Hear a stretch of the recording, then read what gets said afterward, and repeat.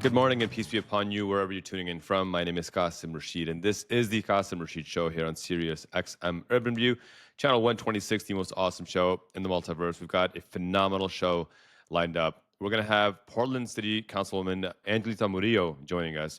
And you're probably watching what's happening in Portland. Trump is painting a narrative that Portland is falling apart, it's being destroyed, it's being overrun by violent criminal gangs. And then you go to Portland and you see people dressed up in giant chicken suits, giant zebra outfits, shark outfits, prancing and parading outside the fascist ICE facility. And you're just seeing absurdity from these ICE fascists and brilliant mockery from Portlanders. I think they're called Portlanders in response to that mockery. And I'm excited and privileged to have Angelita Murillo join us because she is a rising star.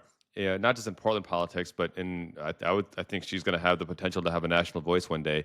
She brings that energy to the table. If you've watched her speeches before, she is already being called the People's Congresswoman in Portland. We're going to talk about what's happening on the ground in Portland, and this is a nationwide lesson because the fact is that this man in the White House, what's left of the White House, he's already destroyed the East Wing. He is using these models in Portland, in Chicago, in Memphis, in DC to deploy nationally. And I guarantee you he will deploy nationally on a much more aggressive level in the coming months, definitely at some point next year. And I think what Council Murillo is going to share with us are lessons on what each of us should be doing right now to prepare. And then when the inevitable happens, how we counter these fascists in the most effective way possible. Before we bring her on, I want to share a clip. It's a 7-minute clip, a little bit longer, but every word is riveting.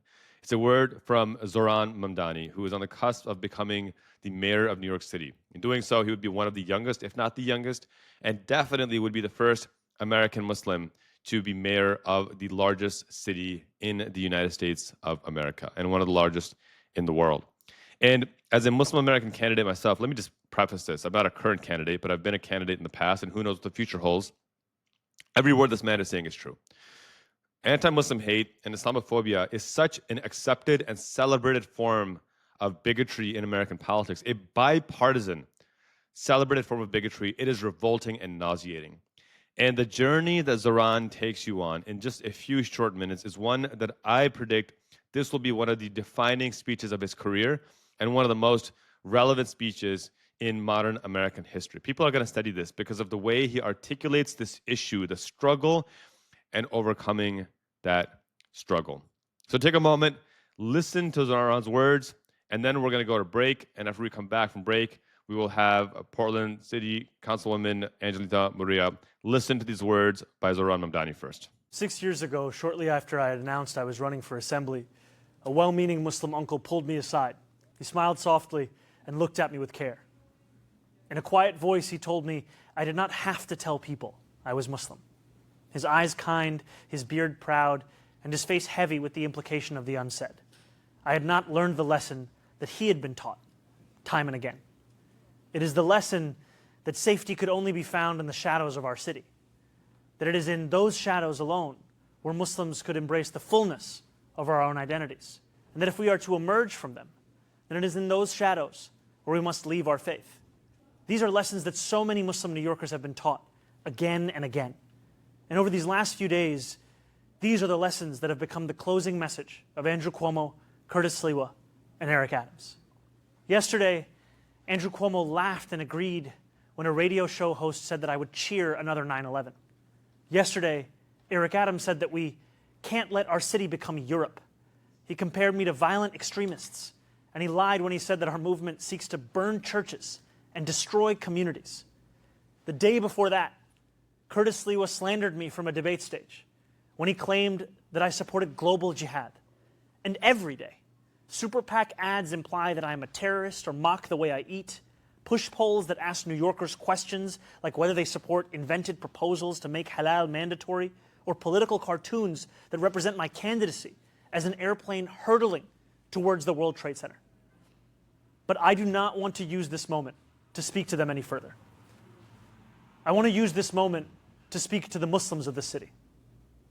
I want to speak to the memory of my aunt, who stopped taking the subway after September 11th because she did not feel safe in her hijab. I want to speak to the Muslim city worker, whether they teach in our schools or walk the beat for the NYPD. New Yorkers who all make daily sacrifices on behalf of this city only to see their leaders spit in their face. I want to speak to every child who grows up in New York marked as the other, who is randomly selected in a way that rarely feels random, who feels that they carry a stain that can never quite be cleaned. Growing up in the shadow of 9/11, I have known what it means to live with an undercurrent of suspicion. I will always remember the disdain I faced, the way my name could immediately become Mohammed, and how I could return to my city only to be asked in a double-mirrored room at the airport if I had any plan of attacking it. And since I was very young, I have known that I was spared the worst of it. I was never pressured to be an informant like a classmate of mine. I have never had the word terrorist spray painted on my garage as one of my staff had to endure. My mosque has never been set on fire. To be Muslim in New York is to expect indignity. But indignity does not make us distinct. There are many New Yorkers who face it. It is the tolerance of that indignity that does. Since I announced my candidacy for mayor 1 year ago yesterday, I've sought to be the candidate fighting for everyday New Yorkers, not simply the Muslim candidate. I've carried these indignities with me each moment of this race, doing so all the while as the first major Muslim candidate for mayor in New York City history. I thought that if I could build a campaign of universality, I could define myself as the leader I aspire to be, one representing every New Yorker, no matter their skin color or religion. I thought if I worked hard enough, it would allow me to be that leader. And I thought that if I behaved well enough or bit my tongue enough in the face of racist, baseless attacks while returning back to my central message, it would allow me to be more than just my faith. I was wrong. No amount of redirection is ever enough. In doing this, I have told the wide-eyed young boy in Jackson Heights or the first-time voter in Parkchester that they too should remain in the shadows. I am becoming that same uncle who took me aside. No more. The dream of every Muslim is simply to be treated the same as any other New Yorker. And yet for too long we have been told to ask for less than that and to be satisfied with whatever little we receive. No more. For as long as we have lived, we have known that no matter what anyone says, there are still certain forms of hate acceptable in this city today. Islamophobia is not seen as inexcusable. One can incite violence against our mosques and know that condemnation will never come. Elected officials in this city can sell T-shirts calling for my deportation without fear of any accountability. The consequences are stark.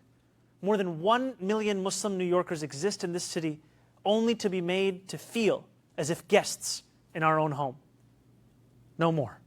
We stand on the precipice of an election, but that is not what today is about. We know that in less than 2 weeks, we will say goodbye to a disgraced former governor and our current indicted mayor. The bigger question is whether we are willing to say goodbye to something much larger.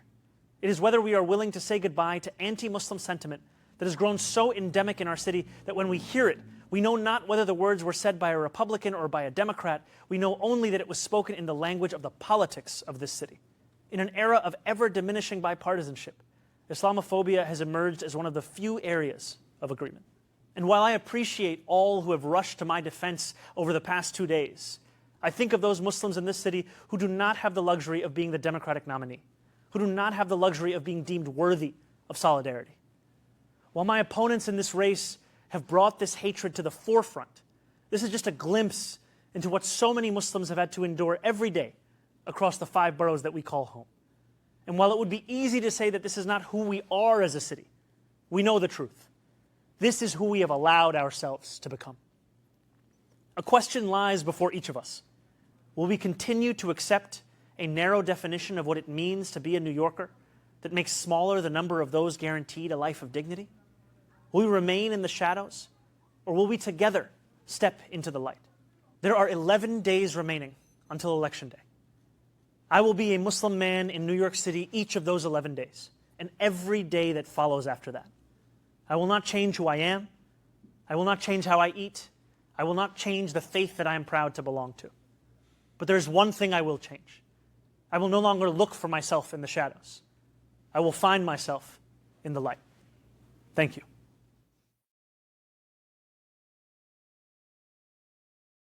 I think you guys appreciate why I asked you to listen to what Zohran said.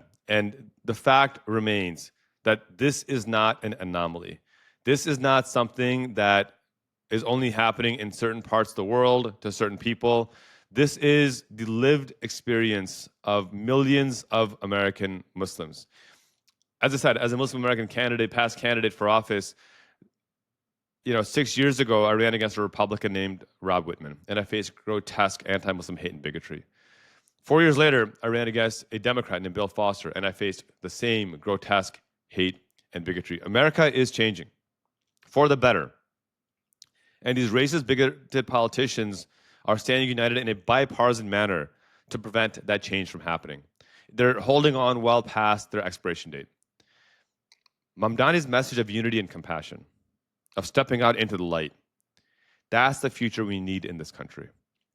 It's long past time we shed this bipartisan white supremacy where people like Whitman and Foster continue to perpetuate their own hatred and bigotry under the guise of democracy. And instead, after shedding that hate, we embrace meaningful humanity, meaningful justice, meaningful unity as leaders like Zohran Mamdani exemplify. I'm excited for his leadership, and I will continue to hold him accountable to the tenets of justice. Just because I like him doesn't mean I'm going to give him a pass. I will absolutely hold him accountable when I think he does something wrong.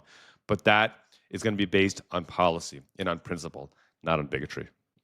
Welcome back to the Qasim Rashid Show. I'm so excited to welcome our guest this week, Angelita Morillo, who is a councilwoman for the city of Portland. And the reason why I wanted to have her on was, one, she's got a phenomenal story. We'll talk about that in just a second. But unless you've been living in a cave on Mars, you've probably noticed that Donald Trump is using the military to occupy cities, sending ICE fascists after Americans. A recent report by ProPublica found that ICE has already detained more than 170 U.S. citizens, nearly all of Latino ethnicity, notwithstanding the hundreds, if not thousands, of immigrants that they've detained without due process of law. Another study found that 93% of the people they're detaining have no violent criminal record whatsoever. More than 60% have no criminal record whatsoever. And that delta is not to say that I'm okay with criminals being out there. It's to contrast with the Trumpian claim that he's only going after violent people. He's not. He's going after everyone, brown, Latino, and black in general. So it's disgusting, and that's why it's important we have leaders like Angelita here with us. Thank you for spending some time with us today. Thank you so much for having me. I'm really grateful to be here this morning and to cover some of these really hard but important issues with you. One of the reasons I really wanted to have you on is because you're a leader in the Portland community. And I think it's important for people to understand that much of what's happening in the country right now is, sure, it's the result of failures on the federal level. But much of what we can stop and slow down by throwing, sand in the gears of what's happening can be done on the local level. And you've been a leader in the community, leading the charge. I've talked to several people about you behind your back, and and the consistent answer I get is that she's the people's councilwoman. I mean, that's a brand. I don't know Wow, that's if so you're. nice. Yeah, I don't know if you knew that, but that's kind of like I've talked to people who don't know each other, and when I brought you up, that was a consistent answer I got. Yeah, yeah, she's the people's councilwoman, and people trust you. Uh, Before we get into kind of what you're doing specifically in kind of building out the community, what's your superhero origin story? What made you decide, you know what, enough of this crap. I need to do something more than what I'm doing right now, and that involves running for office. Oh man, wow, that's so many nice things at once. I don't know if I can handle it, but superhero origin story. Definitely don't think of myself as a superhero, but I like that too. My family's originally from Paraguay in South America, and we moved to the US when I was 4. So obviously, all the immigration stuff that's happening right now really impacts me and my family. And I'm the only immigrant on our city council right now, but I also have colleagues who have parents and grandparents who are immigrants too. So I think this issue really impacts all of us. I'm also the first city councilor who's openly talked about my experience being homeless through part of college. I was homeless for about a year when I was in college, and um, I saw I worked in City Hall for a few years. I did constituent services for the first Black City Councilwoman, and I learned a lot about local government then, especially from her. She was very progressive. She was trying to hold the police accountable, and she was actually framed by the local police for a hit and run that she didn't do. So there was just like a lot of violence and stuff that she faced, and I definitely knew that if I chose to run for office and I got in, that I would face similar things eventually because they're going to go after progressive women of color. Obviously, we face very different things. She's a Black woman, I'm Latina, all of those things. But the moment that I really decided I was going to run for office was because I was watching a city council meeting from home where they were deciding what funding they were going to use to expand these mass outdoor shelters where it was kind of like pallet tent shelters. Hmm. They were putting pallets out, little tents, expecting people to go and live there as if though that's sufficient. And unhoused people decided to organize themselves and they were going to show up to City Hall to testify about how they didn't want this. And they had relinquished waiting in line for a shelter bed that night. And it later came out that they had waited hours and hours to testify. And one of the counselors actually reorganized the testimony line somehow and got his rich friends and developers to testify first. So Yeah. these unhoused people never got a chance to testify. They never got their voice heard that night, and they didn't get a shelter bed that night. And I just thought, this is the people's house. People of all backgrounds deserve to have a voice in this space. And that was so egregious to me that I thought, okay, this, we can't have this. We actually need Mhm. someone to run. And we need someone who has a policy background and who has that lived experience to be able to speak up for people. That's a powerful story. It's a painful story. It's a beautiful story. And I think what bothers me is that there is this assumption that wanting people to have a place to live is like this far left, Yeah, leftist, socialist, communist, scheme. Like, no, having a roof over your head is a pretty basic, fundamental human right. You shouldn't need to be, left or right. To me, there's nothing more moderate. And absolutely. I say this as somebody who loathes the term centrist because I don't know what centrism means anymore. But there's nothing more moderate than saying people should have a roof over their head. Simple as that. Yeah. Um, and the cruelty of the wealthy class right now is I don't know if you saw the story. I'm trying to get more information on it, but in Washington, D.C., businesses are hiring undocumented immigrants for work, for construction work. And then to avoid paying them, they're calling ICE to say, hey, we found some undocumented workers, come take them away. Oh my God. I hadn't heard of that story yet, but I would like to say I'm surprised, but I'm not. Yeah. Right, just stunning abject cruelty, and this is why it's so important we have meaningful representation in the halls of power. Like you, I was 4 years old when my family immigrated here from Pakistan, and we grew up on food stamps in Section 8 housing, and now as we watched, food stamps are supposed to expire on November 1st. I know this is another issue you've talked about and you've tackled extensively in your work. On a local level, what can local uh, organizations, city councils do if this actually happens and the food stamp program is banned or suspended? Yeah, that's a really tough question. I was actually a SNAP policy advocate before becoming a city councilor, so I worked to try to expand SNAP access in Oregon. And uh, to be honest, it's quite brutal because we rely on funding from the federal government for so much Yeah. of that, and your local jurisdictions do not have the money to make up for what the government is eating up to expand the White House's ballrooms Mhm. or to keep our military invading cities. Yeah. I did see, I think sometimes people have this impression of like, okay, we voted our champion in, go and resolve every issue of the federal government's tyranny. Yeah. And sometimes what I have to explain to people is like, these are the tools that your local government has, but don't relinquish your power by assuming that it's all going to get solved within the bureaucracy because this system has been built to uphold white supremacy. It's not going Yeah. to undo white supremacy on its own. And I just saw an article this morning about how President Trump was getting ready to send the National Guard and the military into San Francisco. And the only thing that stopped him was that Silicon Valley power players who are billionaires called him and told him, don't do that, probably because it impacts their revenue. Right. And so Yeah. I'm kind of getting to a point like maybe we don't protest at the federal buildings. Maybe you protest at the billionaire's house. Maybe you go protest at their businesses and interrupt their workflow. Like, I think it's going to take a mass strike. I think it's going to take us Yeah. canceling the holiday season and saying, we're not going to spend money unless you give us our goddamn food stamps. This is what Chicago Mayor Brandon Johnson is calling for, a general strike. And I've studied this. It's never actually been successfully done in American history. It's been done dozens of times globally, where nations went on general strikes, working class folks went on general strikes. Of course, you have the most extreme examples of the French and Russian revolutions, where they literally ate the rich, and hence the guillotine and the French Revolution. I think one of the things that people don't realize, and I'd love to get your thoughts on this, is the goal of billionaires is to hoard wealth. And I never say that, or I've stopped saying that Elon Musk is worth $500 billion. I say he's hoarded $500 billion because no one is worth that much money and no one has earned that much money. You've hoarded it, you've exploited it, you've stolen, you've lied, you've cheated, and you've misrepresented. And you can look at Musk's history and you find plenty of examples of that. But what keeps them in power isn't actually the wealth. It's the using that wealth to keep us fighting in culture wars against one another.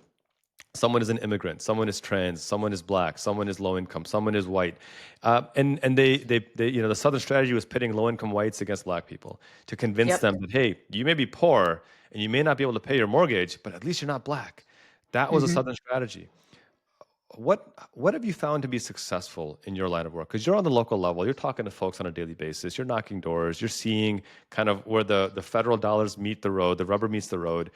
What have you found to be effective? Because I'm going to go out on a limb here, and I'm going to say that you actually don't care if the people you're serving are red or blue. You just want to provide support to the people who need support.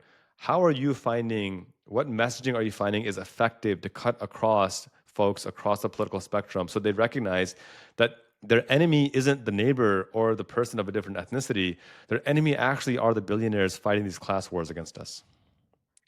That's, so our city council positions are nonpartisan, so we're not Democrat or Republican, anything like that, although I am a democratic socialist and openly so.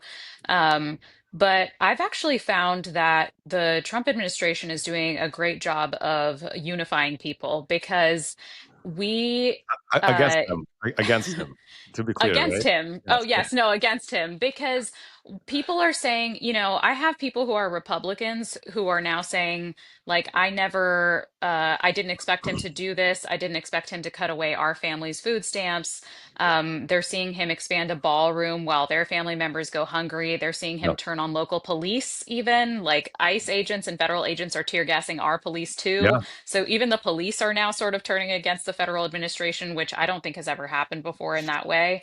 And I honestly think that what people are craving more than anything else, whether they are Republican, Democrat, or other, is elected officials who are going to actually just tell them the truth of what they think is happening and be forthright with them.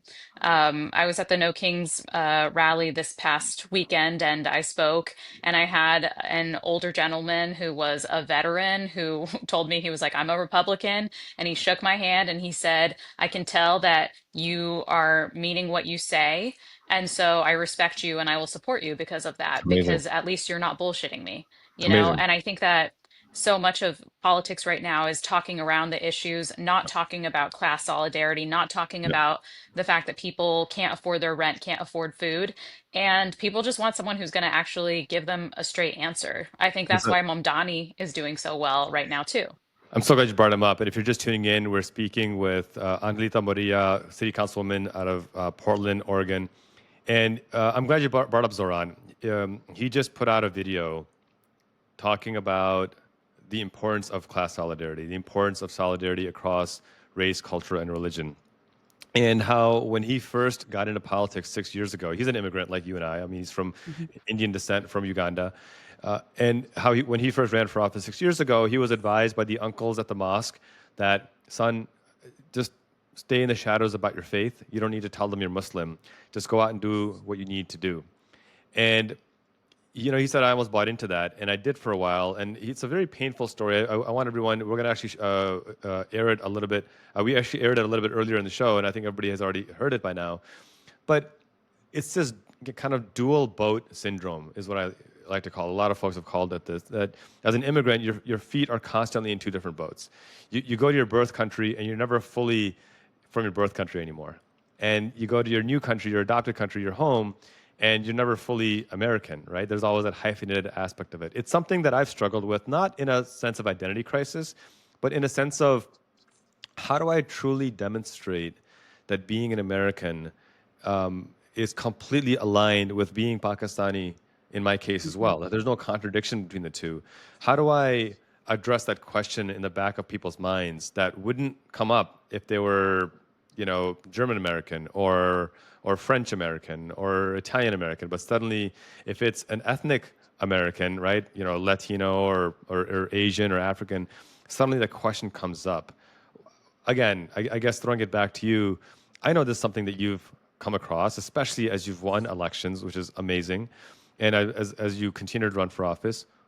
How do you address that? How do you tell folks? And I guess I want you to answer this, talking to the young people in our communities who have those hyphenated identities about how do they navigate these waters? Because I feel like it's getting even more and more volatile as we go forward. I think the answer is just to never shrink yourself because that is ultimately what people want from us. They want us to shrink, they want us to feel intimidated. And if we don't occupy space in these places, then people don't get to see other people that look like them, that sound like them, that have our experiences. So each person that chooses to embrace our heritage and where we came from and who we are and why that made us special, I think that that encourages other people to do the same. And Yeah. I have a very, as an immigrant, I have a very sentimental feeling about America in many ways, even though I feel sort of betrayed by this country at this time as well.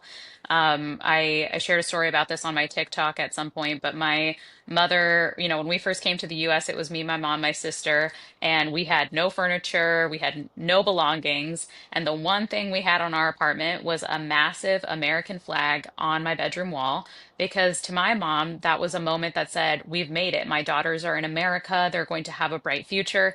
And Yeah. we have, right? Like her daughter's an elected official now. That's the American dream, Amazing. Yeah. that I'm getting to serve my community in that way. Um, but but I think that that's really special, and we shouldn't shrink away from that.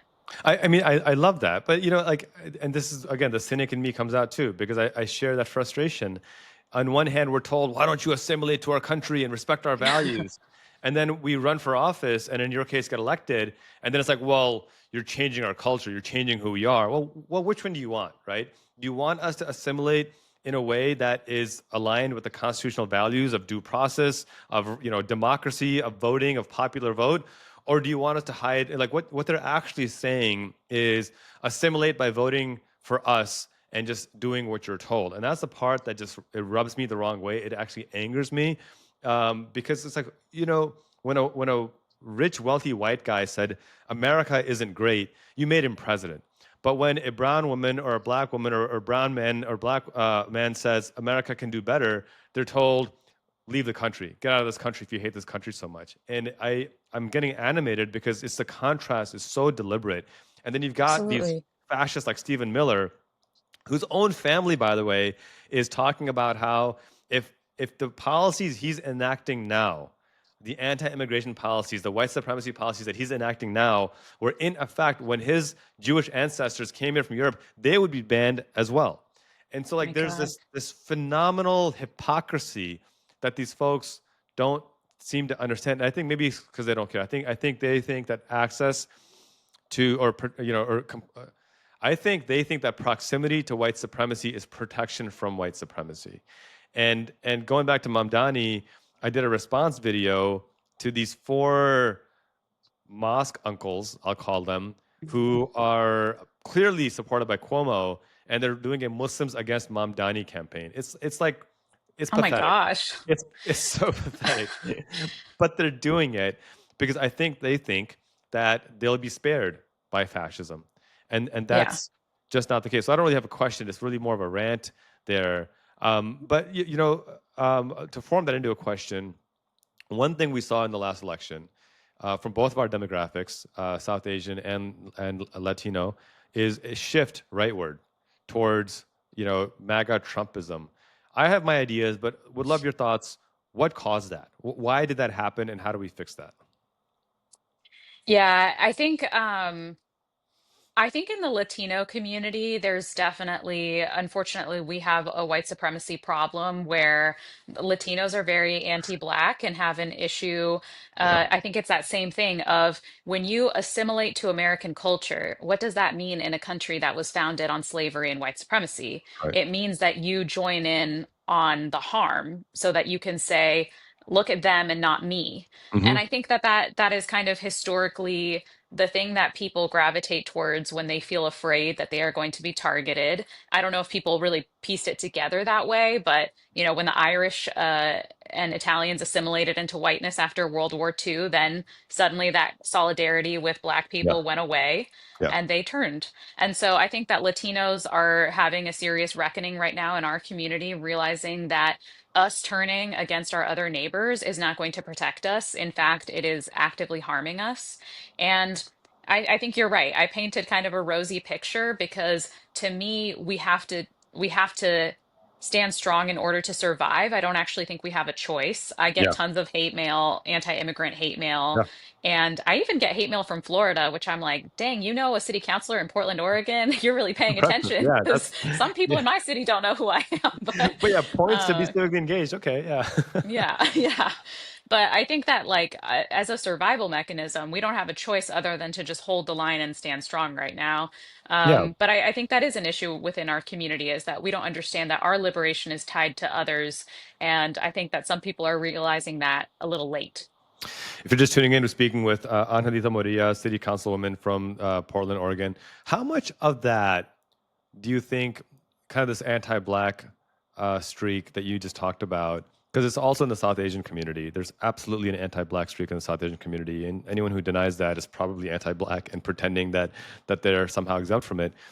Um, how much of that is due to the legacy of Western colonialism and imperialism? And I say that because I'm in Pakistan. I was born in Pakistan. Up until 1947, Pakistan and India were one country, occupied by the British for centuries. Hmm. And a lot of the white supremacists, the whitening creams that are huge in black and brown countries, the need to have lighter skin, especially for women, right? A dark skinned woman is like a kiss of death.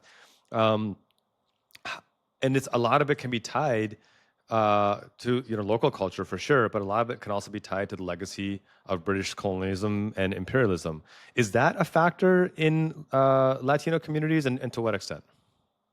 Oh, absolutely. I mean, I can only speak for my community in Paraguay, but we had a dictator for 30 years who was installed, partially installed by the United States government. They like funded him to take over and they tried to wipe out the indigenous population. You'll see a lot of Paraguayans that try to distance themselves from their indigenous Guarani Wow. roots because, they're seen as a lower class of people, even though there's a weird pride in the Guarani people as well. But it's a survival mechanism, right? Yeah. Everyone pretends that we're all just Spaniard, and it's like, well, no, Yeah. everyone Yeah. in Paraguay is quite mixed. Yeah. So I think that there's some of that. And I also think that a lot of people that I've spoken to who did vote for Trump who actually regret it. And if Yeah. you're listening and you're one of those people, I am happy to fold you in. Okay, like any enemy to fascism is a friend of mine at this point, Yeah. and that's fine. But I think a lot of people also just had economic anxieties and they really bought into this American dream of this great businessman who was going to come in and transform the economy and help liberate them. And they didn't understand that this great businessman is actually a con man first and foremost. Sure. And Sure. so, I think it's complicated. I think there's the race aspect of it. I think there's people trying to survive by putting other people down. And I also think that they genuinely believed that he was going to fix the economy because of his business savvy, as if though he didn't inherit a bunch of wealth and that's how he got there in the first place. I think there's some truth that I will say. Ultimately, I think the economic anxiety argument was just a veneer for white supremacy. It was a veneer Mm. for racism. I think that's an element to it. But that said, the reason why I think there is some truth to it is because when you look at poverty rates under Biden and Harris, they did go up for working class folks. They went down in some communities, but food insecurity. Once the child tax credit Yeah. expired, child poverty increased 33%. And yeah, we should blame Manchin and Cinema for being, white supremacy adjacent or racist themselves and not extending the child tax credit. We should blame Republicans for voting against the child tax credit. But I think this is where I hold Biden accountable that, hey, my dude, you ran on the argument that you are saving the soul of America. You ran on the argument that you can bring Republicans to the table and pass these pieces of legislation. And then and you did pass some, right? The CHIPS Act, the infrastructure bill, but Mhm. your landmark Build Back Better wasn't passed. Child tax credit wasn't passed. Healthcare wasn't expanded in any kind of meaningful way. Roe v. Wade was overturned. The living wage stayed at an abysmal, or the poverty wage at 7.25 an hour. Student loan crisis is still exponential. Medical debt crisis is still exponential. And I think people saw that.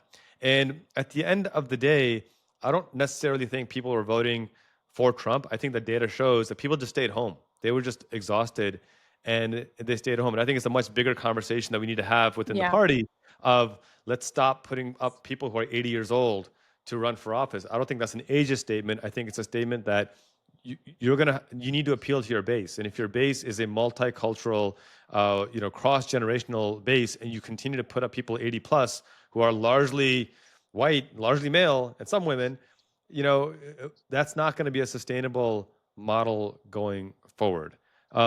We've got about 10 minutes left. I wanted to talk about Portland specifically because I think what we're seeing happening in Portland right now is kind of a snapshot, same here in Chicago, of what Trump wants to do more aggressively. He's got a $170 billion ICE budget, which is absurd. It's the fourth largest military in the world suddenly. A new Yeah. report just came out that despite that, they're having so much difficulty recruiting that despite offering 50,000 in student loan forgiveness, 60,000 in signing bonus, 25% pay boost just to get started, they're still having difficulty recruiting. They've cut training from 13 weeks down to 6 weeks, still having difficulty recruiting. And they are so sloppy that they are foregoing background checks and hiring people who have a criminal record, in some cases, violent criminal record, and should not be in these positions. They're hiring them anyway. Just the sheer irony of somebody with a violent criminal record going after a 70-year-old immigrant because it forgot to check mark a box 15 years ago. It's just bizarre to me. What lessons can you impart? What wisdom can you impart based on what you've seen happening in Portland that folks should be getting ready to do right now or be ready to do should ICE or the military occupy their city? That's a great question. I think, I mean, part of the reason they're having a hard time recruiting is because they probably already hired all the leftover Proud Boys that we had. So now there's only January 6th, regular people especially. left that are against it. Yeah. But I think in Portland, what we've seen is a few different things.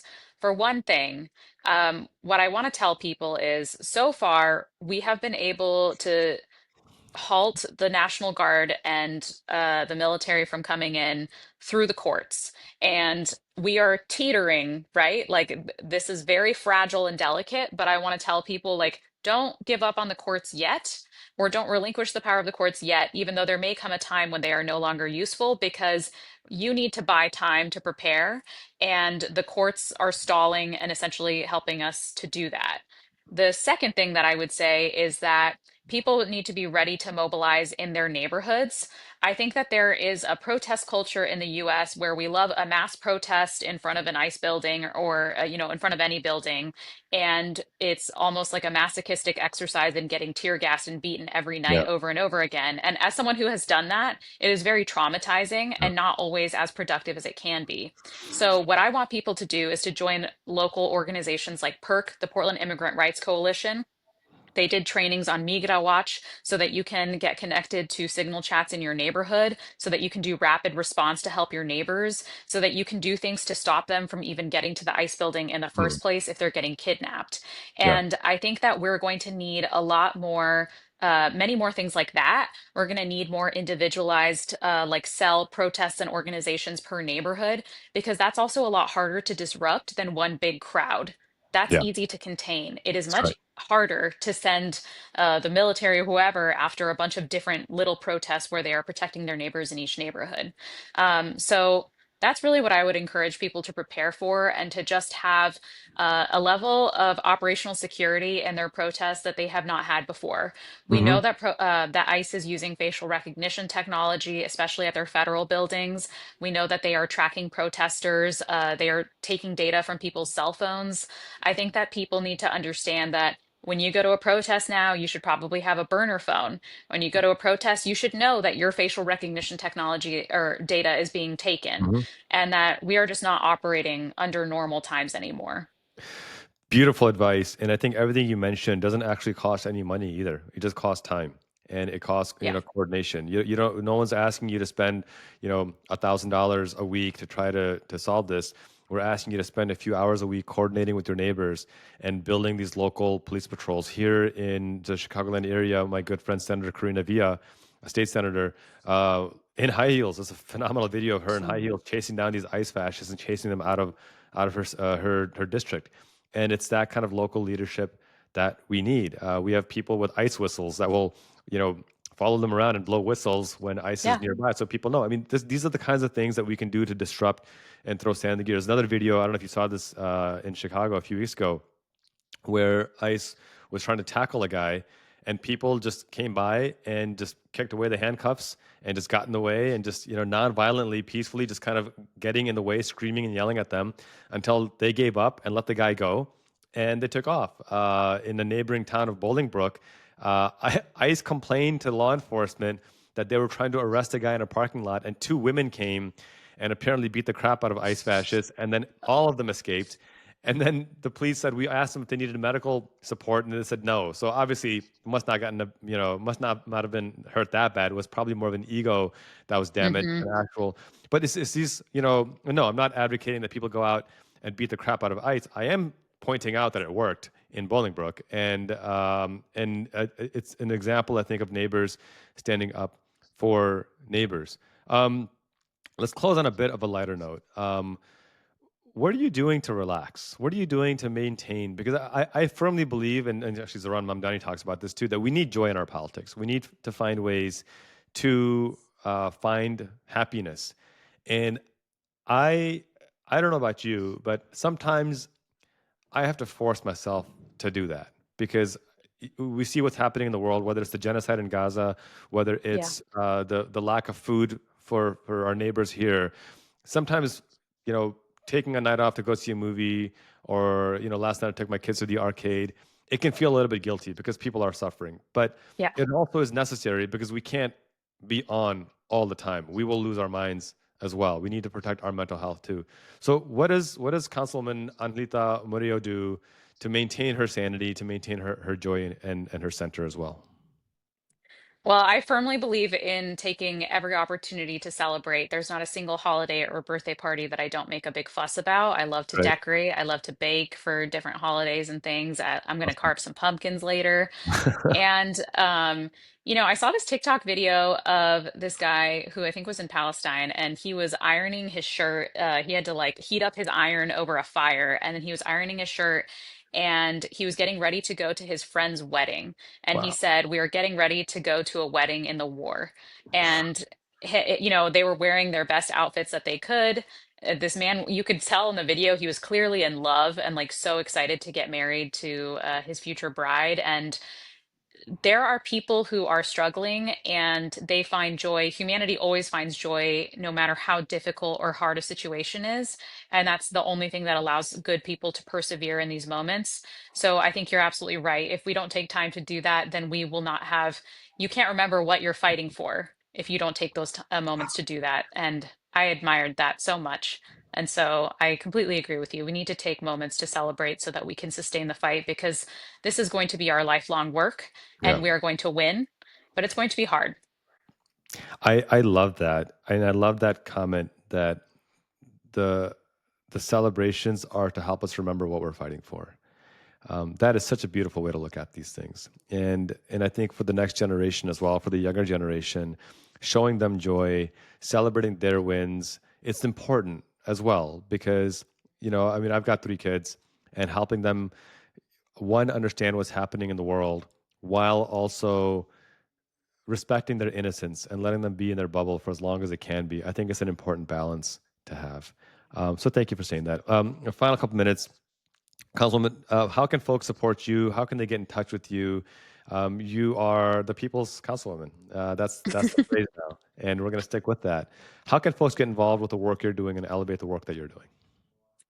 I usually post about stuff if we need support for policies or other things on my two social media accounts. I have PNW Policy Angel. I'm on TikTok and Instagram, or on Counselor Angelita Morillo on TikTok and Instagram as well. So I usually do calls to action for different policies that we're bringing forward. I'm going to be bringing forward a detention facility impact fee for all of the impacts that these buildings have on our communities. And yeah, always feel free to reach out to my office as well if you have ideas or things that you need support with locally.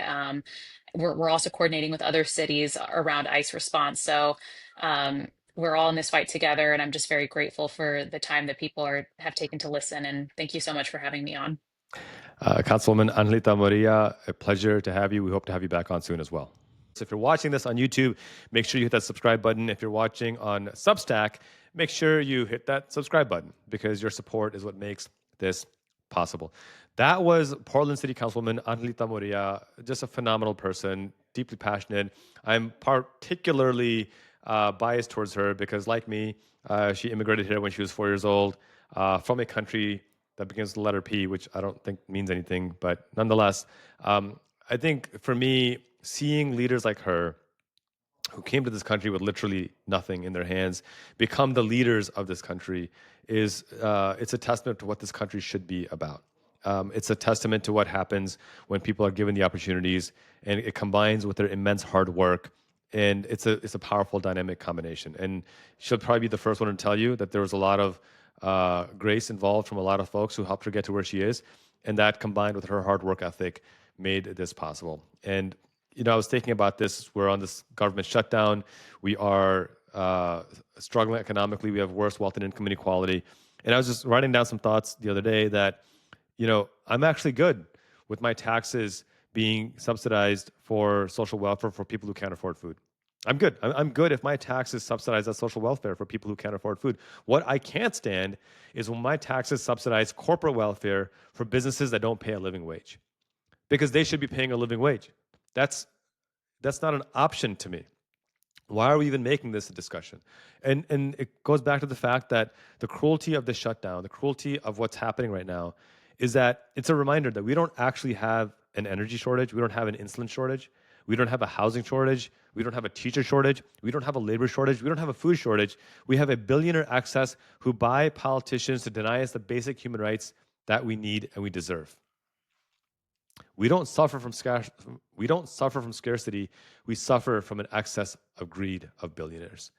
And that's fundamentally the reality that we need to be aware of. Stop buying into the culture wars. Your neighbor is not your enemy. Our collective enemy are the billionaires who want us to fight these culture wars, so we ignore the class wars that they're waging against us. It's no accident that wealth and income inequality is the worst that it's ever been. It's going to get worse if we don't stand in solidarity. All right, my friends, thank you for tuning in. This is the Qasim Rashid Show here on Sirius XM Urban View Channel 126. If you're listening on Substack, make sure you hit that subscribe button. If you're watching on YouTube, make sure you hit that subscribe button and share it so we can continue to create this amazing content. We've had a phenomenal show lined up for next week. Please be safe out there. Please take the precautions that the councilwoman shared if you go to these ICE protests, and look out for your neighbors as well. Much love to you all. God bless. See you guys next week. Peace.